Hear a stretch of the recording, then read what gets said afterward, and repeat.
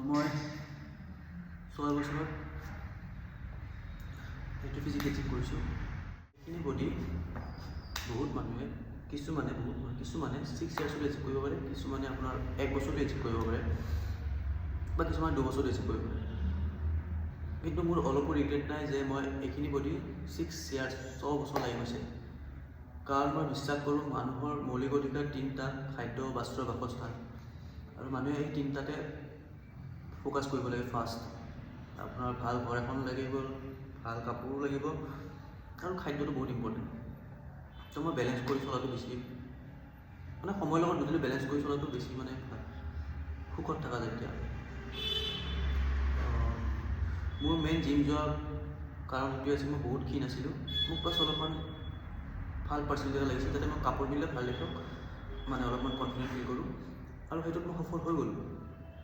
মানুহে কয় যে মানুহৰ প্লেন বি থাকিব নালাগে, এইটোত ফ'কাছ কৰিব লাগে, যোনটো সপোন সেইটোৱে কৰিব লাগে। এতিয়া মই ক'ম যে যাৰ আছে সেইটো কৰক। এতিয়া কোনোবাই বডি বিল্ডিং কৰি বা ফিটনেছ ইনফ্লুৱেঞ্চিং কৰি ভিডিঅ' বনাই আৰ্ণ কৰিব খুজিছে বা কিবা, তো ঠিক আছে, ভাল কথা। কিন্তু মোৰ এটা ভয় আছে, যদি সেইটোত নহয় তেতিয়া কি হ'ব?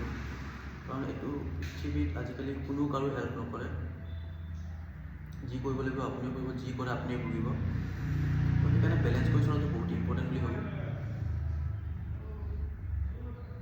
মোক চব লাগে, যিমান মোক ভাল গাড়ী, ভাল ঘৰ, ভাল কাপোৰ, যি বিচাৰোঁ চব মোক লাগে, আৰু মই সেইটোতে কাম কৰি আছোঁ। তো মই আপোনালোকক এইটো ক'ব বিচাৰিছোঁ, স্পেচিয়েলি উঠি অহা ল'ৰাবিলাকক, যে বেলেঞ্চ কৰা লাইফটো। কাৰণ সময় বহুত কম আৰু কম্পিটিশ্যন বহুত বেছি। তো বেলেঞ্চ কৰা। ফাৰ্ষ্ট জিম যোৱাটো ভাল কথা, কিন্তু লগতে তোমালোকে নিজৰ আৰ্নিং চ'ৰ্চতো, নিজৰ স্কিলছৰ ওপৰতো ফ'কাছ কৰা।